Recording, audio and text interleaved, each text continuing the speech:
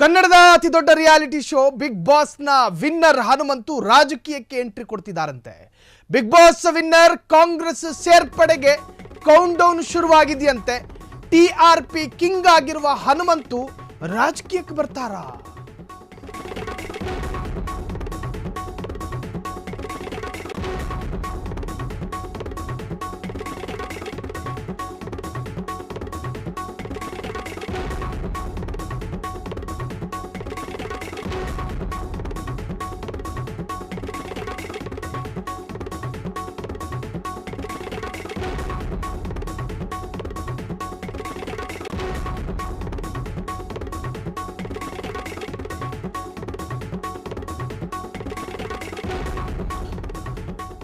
ಮುಗ್ಧತೆಯ ಆಟಗಾರ natural star Hanumanthu Bigg Boss season 11 winner ಆಗಿ ಹೊರಬಂದ ನಂತರ ಹಾವೇರಿಯಿಂದ ರಥಯಾತ್ರೆ ಮಾಡಲಾಯಿತು. ಓಪನ್ ಜೀಪ್ನಲ್ಲಿ ಹನುಮಂತು ಮೆರವಣಿಗೆ 5.5 ಕೋಟಿ ಮತವನ್ನ ಪಡೆದು ವಿನ್ ಆಗಿದ್ದಂತಹ ಹನುಮಂತು 2028ರಲ್ಲಿ ಅಸೆಂಬ್ಲಿ ಚುನಾವಣೆಗೆ ಹನುಮಂತುವನ್ನ ನಿಲ್ಲಿಸಿದ್ರೆ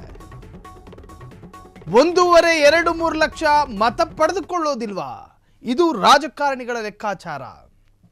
ಒಬ್ಬ ಹನುಮಂತು ಒಂದು ರಿಯಾಲಿಟಿ ಶೋ ಮುಖಾಂತರವಾಗಿ 5 ಕೋಟಿಗೂ ಹೆಚ್ಚು ಮತವನ್ನ ಪಡೆಯುವುದಾದ್ರೆ ಅಸೆಂಬ್ಲಿ ಎಲೆಕ್ಷನ್ನಲ್ಲಿ 2-3 ಲಕ್ಷ ಮತ ಪಡೆಯೋದಿಲ್ವೇನ್ರಿ?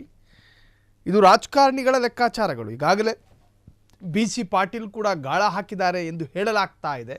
ಆದರೆ BC ಪಾಟೀಲ್ ಎಷ್ಟೇ ಗಾಳ ಹಾಕಿದ್ರು ಹನುಮಂತು ಒಬ್ಬ ಎಡಪಂಥೀಯವಾದಿಗಳ ಅಥವಾ ಎಡಪಂಥೀಯ ರಾಜಕಾರಣಿಗಳ ಸಮಕ್ಷಮದಲ್ಲಿ ಬೆಳೆದು ಬಂದಿರೋ ಹುಡುಗ. ಬೆಳೆದು ಬಂದಿರೋದು ಅಂತ ಹೇಳಿದ್ರೆ ಮೂಲತಃ ಆತ ಒಬ್ಬ ಬಡ ಕುಟುಂಬದಿಂದ ಬಂದಿರೋರು.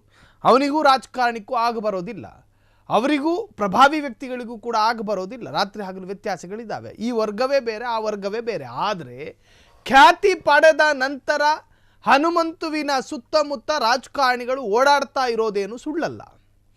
ಕಾಂಗ್ರೆಸ್ ಪಕ್ಷಕ್ಕೆ ಹನುಮಂತು ಬಂದು 2028ರ ಅಸೆಂಬ್ಲಿ ಎಲೆಕ್ಷನ್ನಲ್ಲಿ ಯಾವುದಾದ್ರೂ ಒಂದು ಕ್ಷೇತ್ರ ಕೊಟ್ಟರೆ ಹನುಮಂತು ಈಸಿಯಾಗಿ ಗೆದ್ಕ ಬಂದರೆ ಒಂದು ಶಾಸಕರು ಸಿಗ್ತಾರ್ರಿ. ಹಾವೇರಿ ಅಷ್ಟರ ಮಟ್ಟಿಗೇನು ಕಾಂಗ್ರೆಸ್ನ ಪ್ರಾಬಲ್ಯ ಇರತಕ್ಕಂತಹ ಜಿಲ್ಲೆಯೂ ಅಲ್ಲ. ಅಂದರೆ ಆ ಜಿಲ್ಲೆಯಲ್ಲಿ ಒಂದಷ್ಟು ಕ್ಷೇತ್ರಗಳು ಕಾಂಗ್ರೆಸ್ಸಿಗೆ ಪ್ರಾಬಲ್ಯ ಇರುವಂತಹ ಕ್ಷೇತ್ರ ಅಲ್ಲ. ಹಾಗಾಗಿ ಹನುಮಂತುವಿನ ನಿಲ್ಲಿಸ್ಕೊಂಡು ಒಂದು ಕ್ಷೇತ್ರ ಗೆಲ್ಲಬಹುದಲ್ಲ. ಇನ್ನು BJPಯ ಲೆಕ್ಕಾಚಾರವೂ ಹಾಗೇನೆ. ಆಡಳಿತಾರೂಢ ಕಾಂಗ್ರೆಸ್ ಪಕ್ಷದ ಪರ ಒಲವು ಪರ ಅಲೆಗಳು ಈಗಲೂ ಇದ್ದಾವೆ. ಇನ್ನು ಚುನಾವಣೆಯ ಸಂದರ್ಭದಲ್ಲಿ ಆಡಳಿತ ವಿರೋಧಿ ಅಲೆ ಇದ್ದರೆ BJP ಗೆದ್ಕೊಳ್ಳುತ್ತೆ. ಆದರೆ ಆಡಳಿತ ಪರ ಅಲೆ ಇದ್ದರೆ ಆಗಲೂ ಕೂಡ ಕಾಂಗ್ರೆಸ್ಸೇ ಬರುತ್ತೆ. ಹಾಗಿದ್ದಾಗ ಹನುಮಂತುನಂತಹ ಒಬ್ಬ ಖ್ಯಾತಿ ಪಡೆದಿರತಕ್ಕಂತಹ ವ್ಯಕ್ತಿಗೆ ಏನಾದರೂ ಸೀಟ್ ಕೊಟ್ಟರೆ ಗೆಲ್ಲುತ್ತೆ ಆ ಕ್ಷೇತ್ರ. ಈ ಅರ್ಥದಲ್ಲೆಲ್ಲ ಸ್ವಾಭಾವಿಕ ರಾಜಕಾರಣಿಗಳ ಚರ್ಚೆಗಳು ನಡೀತಾ ಇದೆ. ಹಾಗಾಗಿ ಹನುಮಂತು ಈಗ ರಾಜಕೀಯಕ್ಕೆ ಬರುವಂತಹ ವಿಚಾರಗಳು ಕೂಡ ಸುದ್ದಿಯಲ್ಲಿದೆ. ಹನುಮಂತು ಬಂದರೆ ಯಾವ ಪಕ್ಷಕ್ಕೆ ಬರ್ತಾರೆ? ಕಾಂಗ್ರೆಸ್ ಪಕ್ಷಕ್ಕೆ ಬರ್ತಾರೋ, BJPಗೆ ಬರ್ತಾರೋ, JDSಗೆ ಬರ್ತಾರೋ?